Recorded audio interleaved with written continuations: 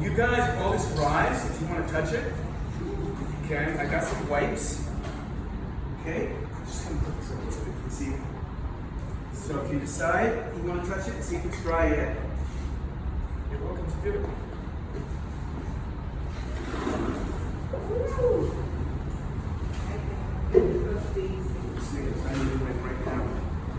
These are like antibacterial, and they're part polyester, so don't throw them in the toilet. The fibers of polyester, you know, they break down and they get into your veins and stuff like that. Did you know that? It's very interesting. And I didn't want anyone to be disappointed. That's not why I take my clothes off. I wanted to put on my Superman costume because that's much more comfortable for you. So, but I did get a Happy Meal in case anybody wants. You know, after I mentioned that maybe people are going to get hungry. And I just went to the McDonald's. I didn't go to Burger King. I went to McDonald's to get a Happy Meal. If you want to know what the Happy Meals is, you know, the potatoes, they're grown with glyphosate stuff. So that, when the bugs eat that, and their intestine gets rotted away the blood with their stomach and everything. So that kills them. And the cows, of course, they eat soybeans that are grown with glyphosate. And it doesn't do anything to people, though. I mean, maybe a little bit of, what do they call that? Lymphoma. I don't know. Maybe not that much. That's some here, too. So anyway, the glyphosate that doesn't get absorbed and eaten, it just gets washed away by the rain, so it goes down into the water table. And unless you drink a lot of water, it's harmless. So here's the Happy Meal. So there's some fries. This is milk from cows that are having against soybeans. This is a toy. This is probably like potentially biodegradable. You could just throw it in the ocean if you want. And these are some chicken, their beef things. So just tell yourself if you're hungry. I know Happy Meal. I just came from McDonald's. The place was packed. There was a parking. I thought people were going to have an accident, get arguments, and pull guns at each other. People were starving. They just couldn't wait to get Happy Meals. And the kids were like sitting around like this. You know, that's the way I felt too, because I was supposed to be with them doing my Happy Meal. So I hope you appreciate it. So what's next? Oh yeah. Hello? Great, how you doing?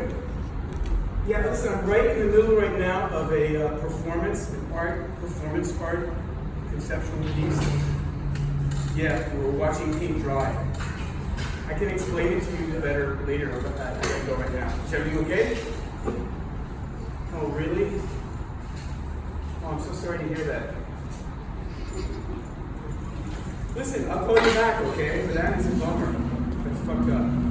I'll call you back as soon as I get free. Everybody, say hi to Craig. Say hi to Craig. Hi, Craig. Okay, I'll call you later.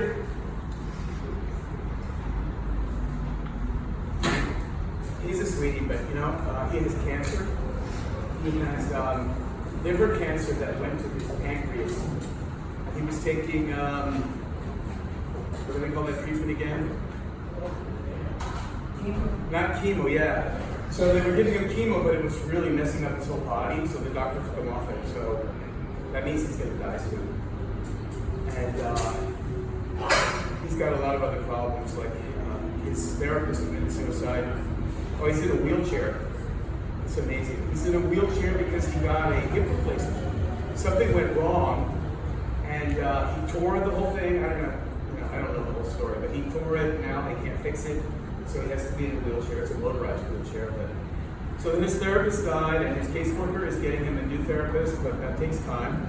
They tried to evict him, but he beat that. And the good news is that the student loan people stopped chasing him. I guess they realized he's going to die. And his mother died a year and a half ago, so they're not going to chase her because she's dead. So, you know, there's a little good news and bad news. He's such a sweetie. The last time I was with him, he was dying for a cigarette. Like, we were on the sidewalk, and he started asking people for cigarettes, but nobody had a cigarette. And so finally I said, well, I'll get you a pack of cigarettes. I guess he didn't have the money. And so I said, oh, just lend me the money and I'll pay you back. I said, no, I'm very glad to be able to get something for you, you know. So anyway, he's probably going to live, I don't think, for more than 6 months. He smokes about a pack a day. This is going to be for, I'm not going to pass it around, but I'll just put it here. If you want to put in, I figured it out, 6 months, a pack a day at $4 a pack, that's about $720. So that could be for a cigarette fund for him, if anybody wants to do it. I know that doesn't really appreciate it.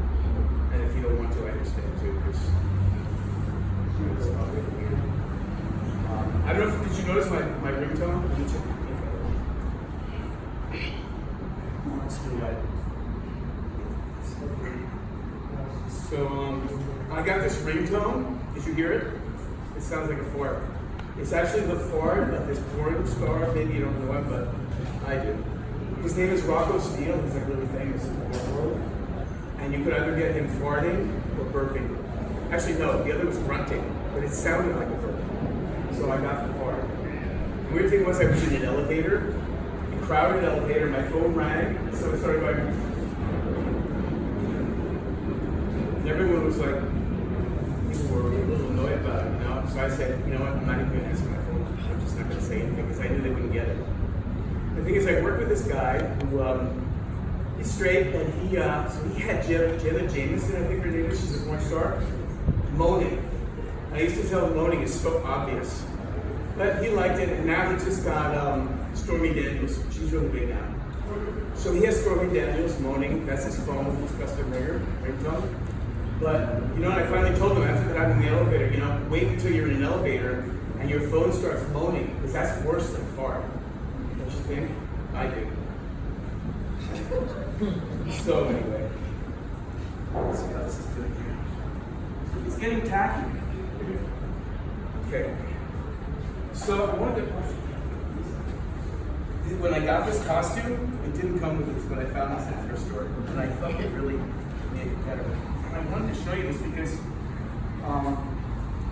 this doll, which I got in Colombia, we went down to Colombia to go to the dentist, and then we went to the thrift store, we were checking out Bogota, so we went to not the thrift store, but the flea market. And I saw this doll, and I said, look, you see, it's real big. Can you see it? It's not very big, but. So when I was a kid, my sister had dolls that I used to take their clothes off to see what they had, and they had nothing. And I used to think, that is weird, you know? Sometimes they had a thing where you could feed them water or milk in their mouth, and then like a little hole in their crotch where it would come out, so you could change the diapers, I guess.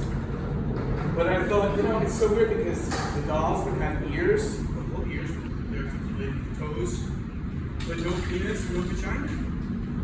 So I got past that, but you know, when I saw this, I thought, this is really cool, let me get this. So I'm really glad I found it. It was only like $1.25 in Colombian pesos. He's a little beat up, he's nice. He didn't come with any clothes. And I got him, actually, I decided to photograph myself. I photograph myself sometimes. With,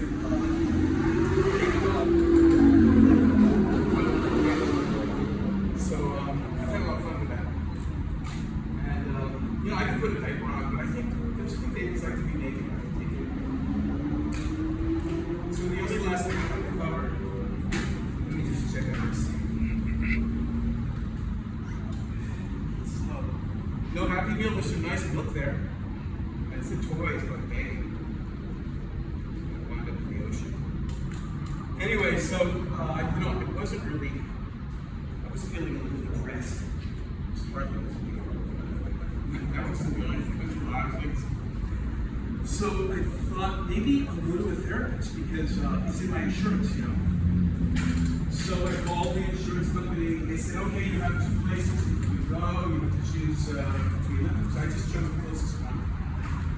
And I went down to this clinic. It was not far from here on Northwest 36th Street.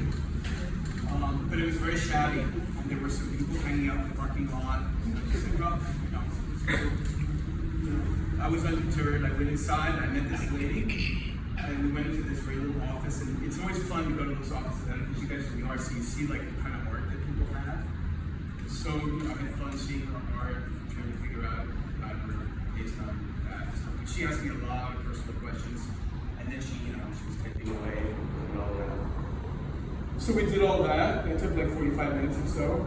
And then she said, okay, just go wait in the waiting area. And then you're going to go see the doctor. So then I sat there for a while. Probably only like 20 minutes. And then they took me into this little doctor office. And the doctor's really creepy. I don't know if you guys know who Peter Lorre was. This is like the horror movie guy. Like a mad scientist with like a very little, sort of scary with eyes. And so I said, okay, I'm just here. The lady was nice, so let's see, find out what's going to happen next, And so he started asking me questions. I could tell by his questions that he didn't read like the intake stuff. Intake, did it sound like they were going to put me in a asylum or something? I probably should have been afraid, but I wasn't. So he asked me these questions, by which I was very clear to me that he didn't read the stuff that he was supposed to read. He went through all that, and everything. And then after a while, he was asking me some questions. He said, okay, I'm going to give you a medication for your anxiety. I'll give you a medication for your depression. And I'm going to give you a medication to make you sleep. And at first I thought, wow, they must think I'm really nuts, And then I thought, they think of this to be a victim, just to play it safe, so to speak. So he gave me the prescriptions, and I said, well, am I going to see a therapist? He said, oh yeah, they're going to call you about that. I said, okay. So I left. I didn't get those prescriptions. I couldn't read them, and I decided that if I got those prescriptions, trying to figure out my life would even be harder than without them. So I just decided to skip the whole thing. And I did try to call them. They never called me back. I tried to call them without seeing a therapist, and their answering service was really creepy. So like either the phone would ring 30 times and I would give up, or they would have this answering machine that didn't say anything, but you could tell, you could hear like just boring noise as if it was recording. So I tried to leave messages, but nobody ever called me back. So I gave up on that. It's not that same out there. It just isn't. Anyway, let's see if this is right. When I couldn't read the things, I Googled the most used medications. And it turns out that oxycodone is still the most widely prescribed medication in the United States. 131 million prescriptions. And at first I thought, wow, I thought they were kind of cutting back on that. Maybe they did, it's probably more. And then I thought, actually, it's probably twice that because that's the legal ones that they know about. There's a lot of other ones too. So it could be 2 or 3 times that. People really love that stuff.